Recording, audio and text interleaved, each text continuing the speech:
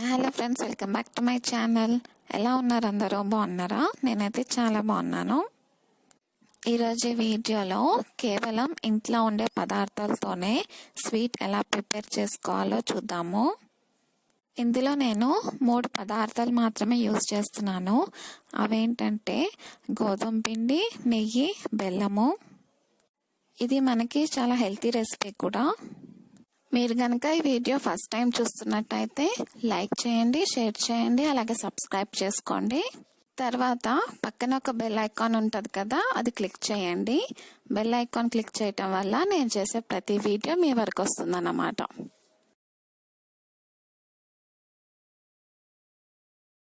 ముందుగా ఒక బౌల్ తీసుకోండి. ఈ బౌల్లో 1 కప్పు బెల్లాన్ని వేసుకుంటున్నాను.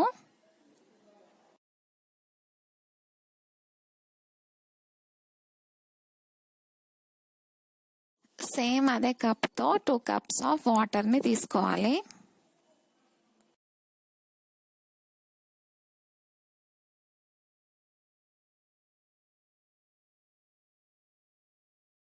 తర్వాత స్పూన్తో బాగా కలుపుకొని గ్యాస్ ఆన్ చేసి గ్యాస్ మీద పెట్టుకోవాలి.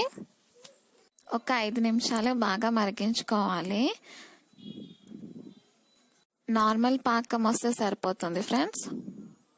ఇప్పుడు ఒక కడాయి స్టవ్ మీద పెట్టుకొని అందులోకి 1/4 కప్ ఆఫ్ గీ వేసుకుంటున్నాను. అలాగే 1/4 కప్ ఆఫ్ ఆయిల్ కూడా వేసుకుంటున్నాను. మీరు కావాలంటే 1/2 కప్ ఆఫ్ గీ లేదా 1/2 కప్ ఆఫ్ నెయ్యి కూడా వేసుకోవచ్చు.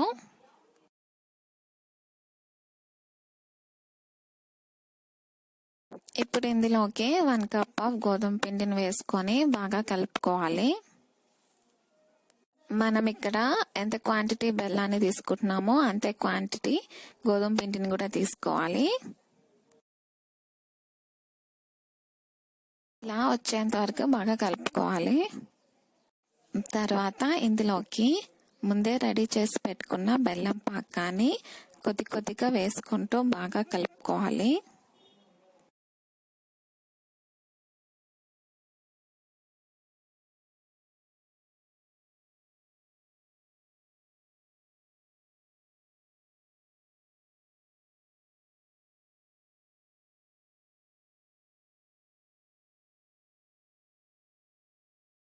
మరింత టేస్ట్ కోసం 1 to 2 table spoons of MD కొబ్బరి పొడిని కూడా వేసుకొని బాగా కలుపుకోండి.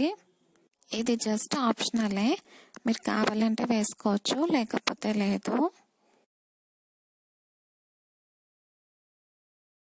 లాస్ట్లోకి ఇలాచి వేసుకొని కలుపుకుంటే మనకి గోధుమ పిండి జాగరీ స్వీట్ రెడీ అయిపోయినట్టే.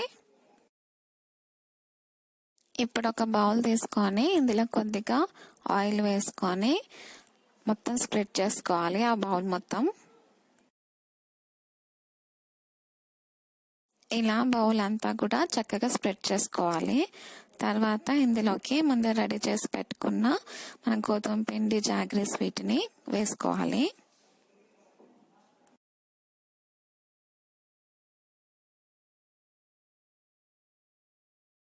ఇలా స్వీట్ అంతా బౌల్లోకి వేసిన తర్వాత స్పూన్తో ఇలా బాగా నేను చేస్తున్నట్టు చేయండి. ఇలా చేయటం వల్ల లోపల ఎక్కడ ఎయిర్ బబుల్స్ ఉంటే అవి పోతాయి అన్నమాట.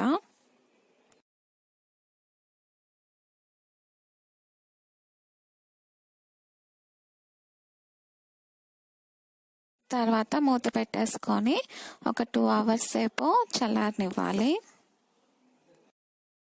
ఒక 2 అవర్స్ తర్వాత మూత తీసి చూద్దాము.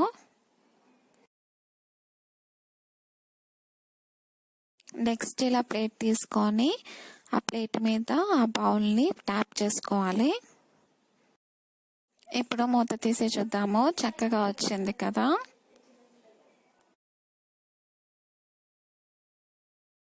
ఇప్పుడు ఒక నైఫ్ సహాయంతో మనకు నచ్చిన షేప్ కట్ చేసుకోవచ్చు. నేనైతే ఇక్కడ స్క్వేర్ షేప్లో కట్ చేసుకుంటున్నాను. సో మనం ఎంతో చక్కగా ఇలా స్వీట్ చేసుకోవచ్చు. ఈ రెసిపీ కనుక మీకు నచ్చితే లైక్ చేయండి, మీ ఫ్రెండ్స్కి షేర్ చేయండి, అలాగే కమెంట్ చేయండి ఫ్రెండ్స్. అలాగే పక్కన ఒక చిన్న బెల్ ఐకాన్ ఉంటుంది కదా, అది క్లిక్ చేయండి. బెల్ ఐకాన్ క్లిక్ చేయటం వల్ల నేను ఏ వీడియో చేసినా కానీ వెంటనే మీకు నోటిఫికేషన్ వచ్చేస్తుంది అన్నమాట. నేను మిమ్మల్ని కలుస్తాను నెక్స్ట్ వీడియోలో. Bye friends, thank you for watching.